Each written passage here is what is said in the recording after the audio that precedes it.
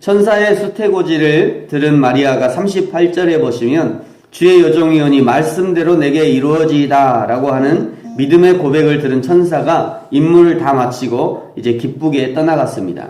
그리고 곧바로 마리아가 일어나서 사가랴의 집이 있는 산골에 가서 엘리사벳을 만났습니다.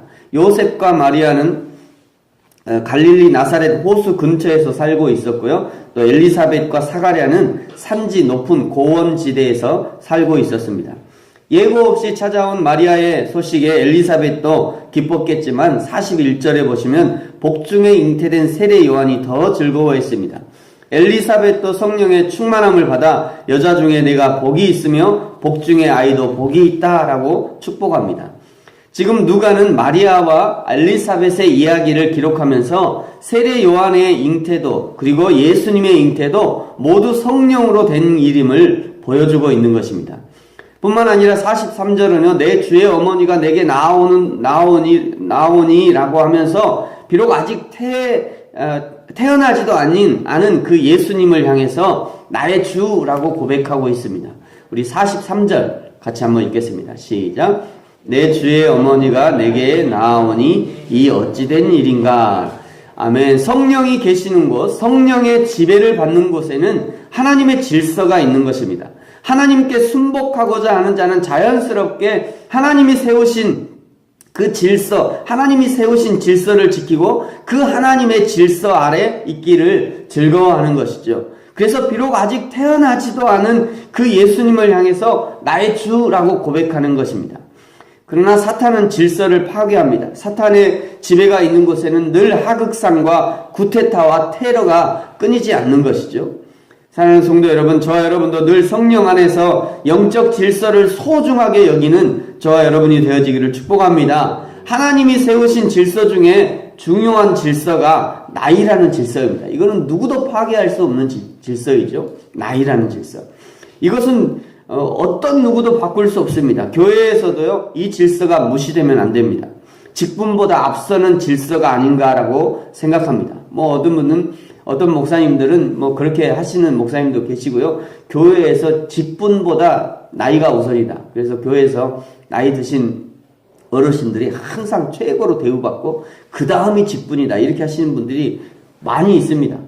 저도 늘 그렇게 생각하고 있고요.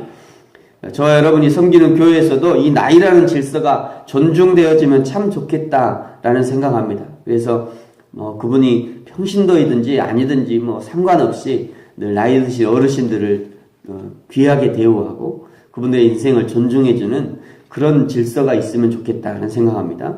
엘리사벳이 마리아를 향해서요, 내 주의 어머니라고 하는 것은 마리아가 성자 예수님의 영적 어머니라는 말이 아니죠. 이것은 육신의 어머니가 되었다는 그런 의미입니다. 마리아는요, 하나님이신 예수님이 인간이 되셔서 태어나게 하신 육신으로 오시는 길이 되신 것 외에 다른 어떤 의미가 있을 수 없습니다. 보통 우리가 성모 마리아라고 부릅니다만 우리 기독교인들은 이것을 매우 경계해야 됩니다. 성모 마리아 하는 거요. 성모라는 개념이 예수님을 대적하는 이방 신에서 왔기 때문입니다.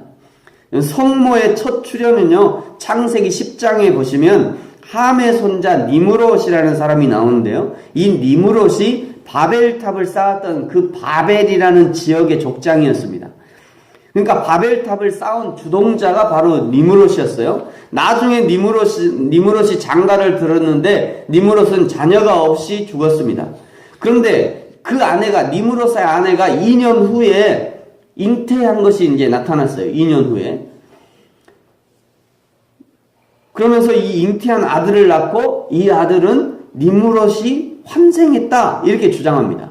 니므롯이 환생해서 지금 내가 태어난 이 아이인데 그러면서 이 아들을 신이라고 주장합니다. 신. 그러면서 나는 신의 어머니다. 우리 아들은 신이고 나는 신의 어머니다. 여기서 성모라는 말이 나옵니다. 성모. 그러니까 성모는 아직 어린 아들을 보호하고요, 그에게 신적 능력을 공급하는 자라고 생각하는 거죠. 그래서 지금도 성당에 가면 흰 가운을 입은 마리아가 어린 예수를 안고 있는 거예요. 여러분 생각해 보십시오. 어린 성당에 있는 천주교에 있는 어린 예수는요, 결코 자라지 않습니다. 그 자라면 큰일 나는 거예요. 자라면 안 돼요. 그 아이는 늘 어린아이로 있어야 돼요. 다 자란 예수는 어디 있어요? 새벽이라 생각이 안 나십니까, 여러분? 다 자란 예수는 어디 있죠? 성당에 가면? 다 자란 예수. 여보세요? 여보세요? 성당에 가면 다 자란 예수가 어디 있어요? 다 자란 예수. 십자가에 박혀 있잖아요.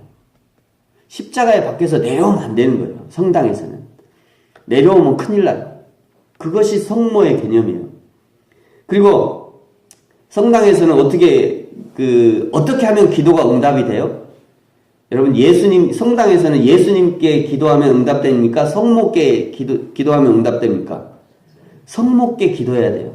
누군가가 예수님께 기도하잖아요? 근데 응답이 안 돼. 그러면 성모가 어떻게 해요? 얼른 그 어린 예수를 안고 젖가슴을 물립니다. 그러면, 야, 예수야, 저 사람이 너한테 기도하는데 한번 들어줘라. 왜 안 들어주냐? 이러면서 달래는 거예요. 그것이 성모의 개념이에요. 그러니까 참 무서운 겁니다. 무서운 겁니다. 그러니까 여러분, 천주교는 기독교가 아닙니다. 어떤 사람들은 천주교가 기독교의 큰 집이다. 말도 아닌 소리예요, 그거는. 천주교가 기독교의 큰 집이 아니에요. 마리아 종교예요, 마리아 종교. 이단도 아니고, 이단이라고도 못해요. 다른 종교입니다. 애초에 다른 종교. 제가 이걸 그냥 하는 소리가 아니고요. 431년에 에베소에서요. 우리가 보통 아는 에베소 있죠? 에베소 교회가 있는 에베소. 그 431년에 에베소에서 어떤 회의가 있었냐면, 과연 마리아가 예수님의 어머니인가, 성자 예수님의 어머니인가, 하나님의 어머니인가, 이런 논쟁이 붙었어요. 말도 아닌 논쟁이 붙었는데요. 431년에 천주교에서 공식으로 주교회의에서 마리아는 하나님의 어머니다, 이렇게 나왔어요. 그렇게 결론이 났어요. 마리아는 하나님의 어머니다. 이게 공식으로 그 천주교에서 이제 판결이 난 겁니다. 하나님의 교회가 괜히 나온 게 아니에요. 그 하나님의 교회나 우리가 그 하나님의 교회, 그 어머니 하나님 하는 그 하나님의 교회나 천주교나 같은 계열이에요. 결국은 같은 계열. 그러니까 천주교는 기독교가 아닙니다. 기독교의 큰 집이다, 이렇게 얘기하는 분은 뭔가 너무 크게 잘못 알고 있는 거예요. 이렇게 성령으로 잉태된 엘리사벳의 배와 태아의 반응, 그리고 엘리사벳의 축복을 받은 마리아는 이 모든 일들이 놀라우신 하나님의 일임을 생각하고는요, 감격과 감사의 찬양을 노래합니다. 이제 46절부터 55절까지가 마리아의 노래인데요. 여러분 한번 보시기 바랍니다. 마리아가 이르되, 46절입니다. 마리아가 이르되, 내 영혼이 주를 찬양하며 내 마음이 하나님 내 구주를 기뻐하였으면 그의 여종의 비천함을 돌보셨습니다. 보라, 이제 이후로는 만세에 나를 복이 있다 일컬으리로다. 엘리사벳을 만나기 전까지만 해도 비록 천사의 고지를 듣고 믿음으로 말씀대로 내게 이루어지자 라고 했지만 불안하고 반신반의했던 것은 사실입니다.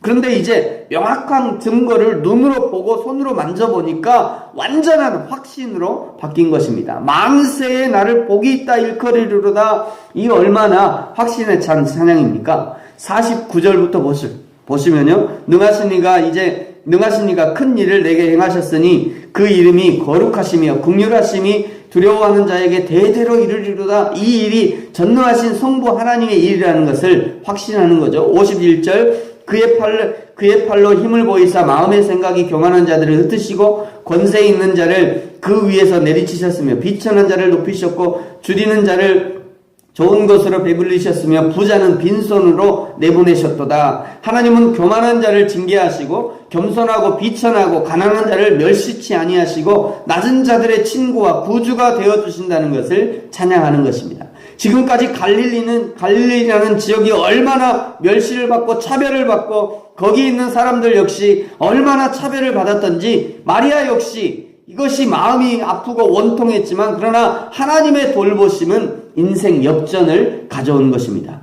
54절부터요. 그 종 이스라엘을 도우사 긍휼히 여기시고 기억하시되 우리 조상에게 말씀하신 것과 같이 아브라함과 그 자손에게 영원히 하시리로다. 아브라함과 그 자손에게 약속하신 메시아의 탄생의 약속, 언약을 이제 성취하신다는 그런 말씀입니다.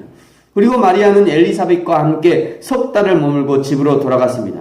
석 달을 머물렀다는 것은 엘리사벳이 9개월이 됐다는 것이고요. 처음 만났을 때 6개월이었으니까 9개월이 됐고 출산을 한 달 남겨두고 돌아갔다고 합니다. 왜 여기서 이 마리아가 출산을 한 달 남기고 돌아갔냐? 어떤 사람들이 이것 때문에 또 신학자들이 엄청 싸웠어요. 왜 하필이면 한 달을 남겨놓고 돌아갔냐? 이왕 나 온 김에 그 출산한 거 보고 가면 예수님과 그 세례 요한의 만남이 거기서 처음 이루어지는 건데 왜 한 달을 남겨놓고 돌아갔을까? 이것 때문에 엄청 또 싸워요. 그럼 여러분 복잡하게 생각할 거 없습니다. 임신한 여자가 2명이 집에 있으면 그거 복잡하잖아요. 그래서 간단하게 생각하면 돼요. 임신한 여자가 2명이나 집에 돌아다니면 그거 얼마나 복잡합니까?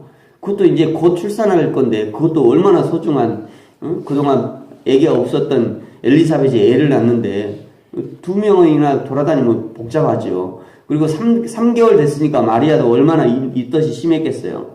그래서 돌아간 거예요. 여기에 대단한 신학적인 견해가 있을 수 없습니다. 한 사람, 임신한 사람, 한 사람 감당해도 힘든데, 어떻게 2명이 있겠어요? 그래서 돌아간 거예요. 다른 이유가 없습니다. 이제 말씀을 마치겠습니다. 엘리사벳을 찾아온 마리아에게 주께서 하신 말씀이 반드시 이루어지리라고 믿은 여자에게 복이 있다라고 축복합니다. 지금도 마찬가지요. 하나님의 말씀이 반드시 이루어지고 우리 하나님의 약속이 반드시 이루어진다는 것을 믿는 자에게 복이 있는 것입니다. 믿는 자는 약속의 성취를 볼 것이고 믿지 않는 자는 보지 못할 것입니다. 마리아가 하나님을 찬양했습니다. 이제 다시 갈릴리 자기 동네로 내려가면 어떤 일이 기다리고 있을지 알 수 없지만 그러나 자신에게 행하신 모든 일이 여호와 하나님이 하신 일임을 믿고 그 일로 인해서 만세에 나를 복되도다 할 것을 믿음으로 이제 갈릴리를 향해서 내려가는 것입니다. 우리가 이 세상에서 할 수 있는 가장 아름다운 일, 그것은 예수 그리스도를 믿는 일입니다. 하나님께서 약속하신 일은 반드시 성취하심을 믿는 것, 그것이 우리가 할 수 있는 최고의 신앙인 것입니다. 오늘 이 하루도 하나님을 기쁘시게 하는 신앙으로 우리 하나님께 영광을 돌리는 저와 여러분이 되어지기를 예수님의 이름으로 축복합니다. 기도하겠습니다.